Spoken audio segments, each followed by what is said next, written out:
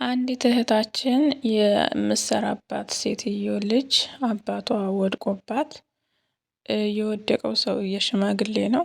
ሽማግሌው ደግሞ ያው በወደቀበት ሰዓት እግሩን መቶ ስለነበረው ጉልበቱን እስካሁን ድረስ ሰውየው መንቀሳቀስ አይችልም። በክራንች ነው የሚሄደው እና ልጅቷ ምን ተደረገች ወይስ ምን ሆነች የሚለውን ይዤላችሁ መጥቻለሁ። ቪዲዮውን እንግዲህ መከታተላችሁን አትርሱ።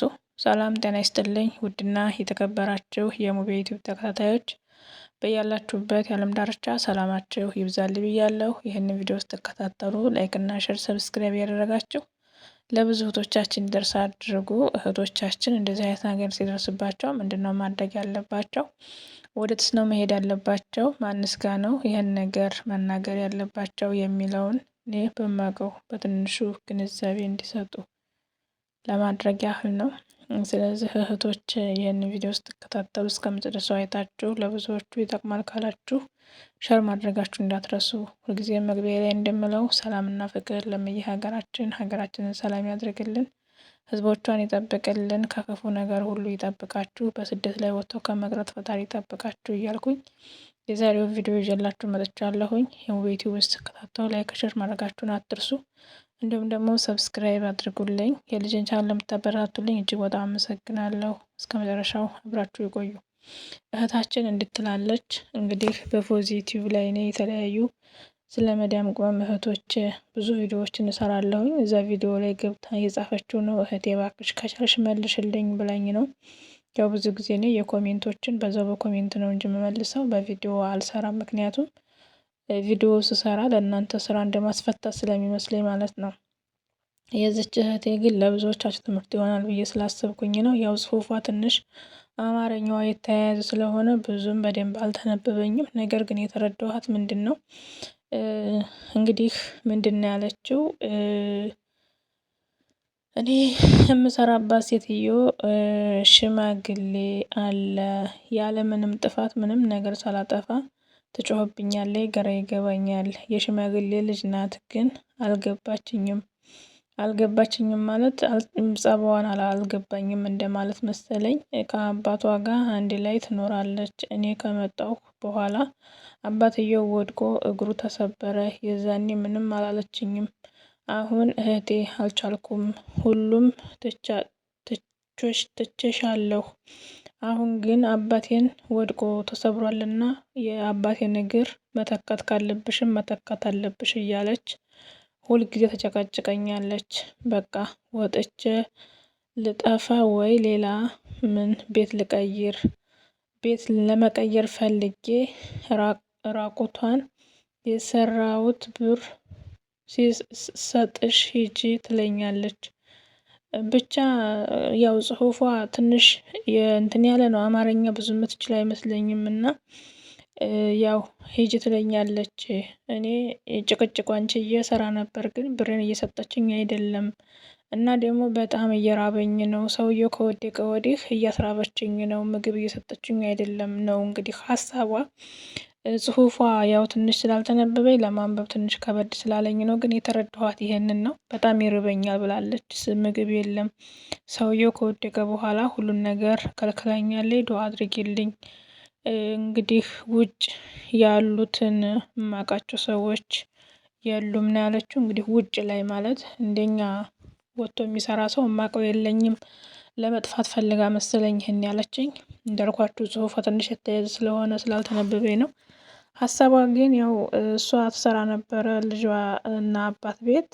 አባትየው እሷ ከመጣች በኋላ ወደቀ። አባትየው ሲወድቅ የዛኑ ጊዜ ምንም አላለቻትም። እየዋለ እያደር ግን አባትየው እግሩ መንቀሳቀስ አልችል ሲል እሷን ትጮህባታለች፣ ትሰርባታለች፣ ትመታታለች። አልፎም ተርፎ ደግሞ ምግብ ከልክላታለች ማለት ነው። እንግዲህ ዋነኛው እዚህ ነው።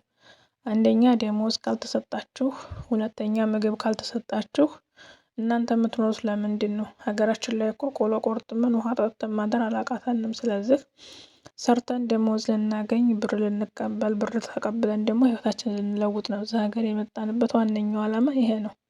መቼም ጾም ሙሉ ጾም ለማደርማ ሀገራችንም ላይ ጾም ውለን ማደር እንችላለን። ስለዚህ እህቶቼ በመጀመሪያ እንደዚህ ሽማግሌ ስትይዙ፣ ልጆች ስትጠብቁ ሁልጊዜ ተጠንቀቁ እላለሁኝ እኔ። ጥንቃቄ አድርጉ።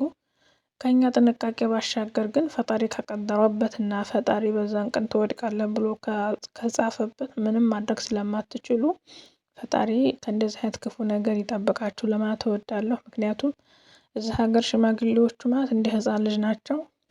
ያው ህፃን ልጅ በሏቸው። በጣም ነው የሚያስጠሉትም የሚያስቸግሩትም። በስሙ ልጆቹ ይሻላሉ። ስናነሳቸው እንኳ አቅፈን ማንሳት እንችላለን። ትልልቆቹ ግን በጉልበትም በክብደትም ስለማንችላቸው በጣም አስቸጋሪ ናቸው። በዛ ላይ ይማታሉ።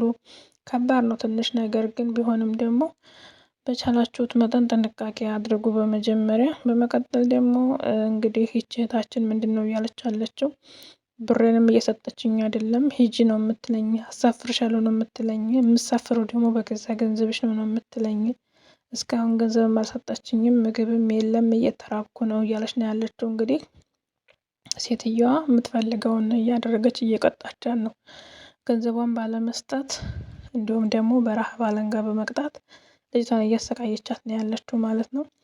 አልፎም ደግሞ አባቴ በእግሩ ቆሞ እስካልሄደ ድረስ እግሩንም ቢሆን አንቺ ትተኪያለሽ እያለች ነው የምታስፈራራት። እና አስቡት እንግዲህ የአእምሮ ጭንቀቱ አለ። ነግቶ ምን አደረገችኝ፣ ነግቶ ምን አለችኝ፣ ነግቶ ምን ይመጣብኝ ይሆን እያለ ትጨነቃለች።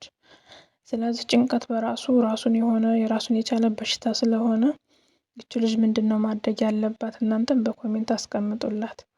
እኔ ግን እንደምላት ከሆነ ምንም እንደዚህ አይነት ነገር ላይ ከሆነ ያለችው እኔም በሆነ እተባበራታለሁኝ።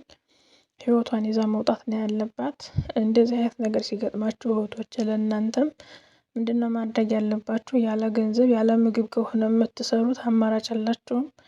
ወደ ቢሮ የሚመልሷችሁ ከሆነ እሰየው፣ ወደ ቢሮ ይመልሷችሁ። ወደ ቢሮ ካልመልሷችሁ ደግሞ እናንተ ምንድነው ማድረግ ያለባችሁ?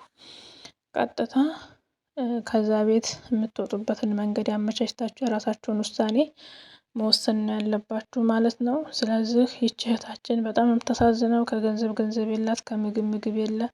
በዛ ላይ ሁልጊዜ የአባቴ እግር እያለ በምታስጨንቃት ሰዓት አእምሯ ስለሚጨነቅ ራሴን ታምሜያለሁ፣ በጣም ጨንቆኛል ነው ያለችው። በዱዓም በጸሎትም አትርሷት። እንግዲህ እሱም ሰበቡን እንትን ብሎ እግሩ ቢረግጥና ቢሄድላት ጥሩ ነበረ።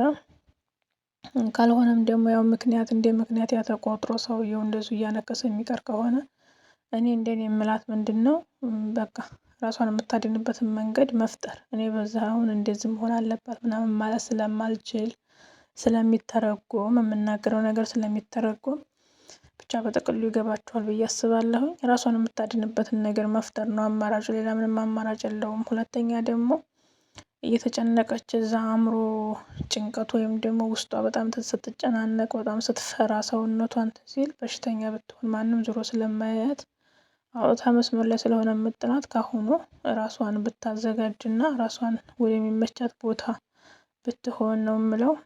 እናንተም ደግሞ እንደዚህ አይነት ነገር አጋጣሚ የገጠማችሁ ህፃን ልጆች ስትይዙ ህፃኖች የሆነ ነገር ከሆኑባችሁ እንዲሁም ደግሞ እንደዚሁ ሽማግሌ አሮጊት ምናምን ስትይዙ እንደዚህ አይነት ነገር አጋጣሚ ከገጠማችሁ ምናልባት ሰዎቹ ከፍተው እንደዚህ መጀመሪያ ዝም ብለዋችሁ አታለዋችሁ ዝም ብለው እያሰሯችሁ 2 ወር 3 ወር አሰርተው ብራችሁን የሚይዙባችሁ ከሆነ ጸባያቸውን የሚቀይሩባችሁ ከሆነ ምግብ የማይሰጧችሁ ከሆነ እናንተም ውሳኔያችሁን መወሰን ውሳኔያችሁ በራሳችሁ እጅ ስለሆነ ራሳችሁን የምታድኑበትን መንገድ መፍጠር ግድ ነው። ምክንያቱም የሰው ልጆች ነን። እኛም እንደነሱ ሰው ነን። እኛም እንደነሱ መብላት፣ መተኛት፣ መኖር እንፈልጋለን። ስለዚህ እኛ ሀዲድ ወይም ደግሞ ብረት አይደለንም። ስለዚህ እነሱ የሚያደርጉትን ነገር እንኳን ማድረግ ባንታደልም የደረቀ ኩብዝ ተከልክለን መኖር ግን የለብንም እና ራሳችሁን የምታስከብሩት ራሳችሁ ናችሁ። ስለዚህ እህቶች እንደዚህ አይነት ነገር ሲገጥማቸው እናንተም ቢያንስ የ1 ወር ደሞዝ የ2 ወር ደሞዝ ከዛ በላይ ግን 3 ወር 4 ወር 5 ወር የምትቀመጡ ከሆነ ሰዎቹ ሲጀመር የ3 ወር 4 ወር ደሞዝ መስጠት አይችሉም። አሁን አረቦች ደህይተዋል፣ ብር የላቸውም፣ አይሰጧችሁም። ስለዚህ 3 ወር 4 ወር ደሞዝ ጥላችሁ ከመምጣት የ1 ወር የ2 ወር ጥላችሁ መውጣት ስለሚሻል ከተቻለ ወደ ቢሮ መልሱ ይበሏቸው። ካልተቻለ ደግሞ ራሳችሁ የምታድኑበትን ነገር መፍጠር ነው። ግን ከምንም በላይ ሁልጊዜም እንደምላችሁ እንደዚህ አይነት ነገር ላይ ጥንቃቄ አድርጉ። በተለይ ይቅርታ ልጆች እና ሽማግሌዎች ላይ እጅግ በጣም ጥንቃቄ አድርጉ። ዛሬ ይዤላችሁ የመጣሁት ይህን ይመስል ነበረ። እንግዲህ ፈጣሪ አምላክ ከክፉ ነገር ይጠብቃችሁ፣ እንደዚህ አይነት ነገር እና ያጋጥማችሁ። ትንሽ ልቤን አፈን እያደረገኝ ስለሆነ ብዙ ማውራትም አልቻልኩም። ቀስ ብዬ ነው የማወራው ራሱ እና ወዳችኋለሁኝ፣ አመሰግናለሁኝ። ላይክ እና ሼር ሰብስክራይብ ያደረጋችሁ አበረታቱኝ። ሙቤ ዩቲዩብን ስለምታበረታቱልኝ አመሰግናለሁ። ሰላምና ፍቅር ለምየ ሀገራችንን ሰላም ያድርግልን፣ ህዝቦቿን ይጠብቅልን። የተራቡትን፣ የተጠሙትን፣ ያለቀሱትን፣ ያዘኑትን፣ የተከዙትን ፈጣሪ የለን። ጦርነትን በቃ ይበለን። እናንተንም በስደት ያላችሁ እህቶቼ ክፉ ነገር አያስነካን፣ ከክፉ ነገር ሁሉ ይጠብቀን። በእግር ወጥቶ በሳጥን ከመመለስ ፈጣሪ ይጠብቀን። ስደት ላይ ያላችሁ እህቶቼ ከላይ ጥላ ከታች ጫማ ሆኖ ፈጣሪ ይጠብቃችሁ። እወዳችኋለሁ። መልካም ጊዜ። ለድምፅ መቆራረጥ ግን በጣም ይቅርታ፣ ትንሽ ልቤን አፈን አድርጎኛል። ዛሬ ደግሞ መጥቶብኛል፣ ለዛ ነው። እወዳችኋለሁ። መልካም ጊዜ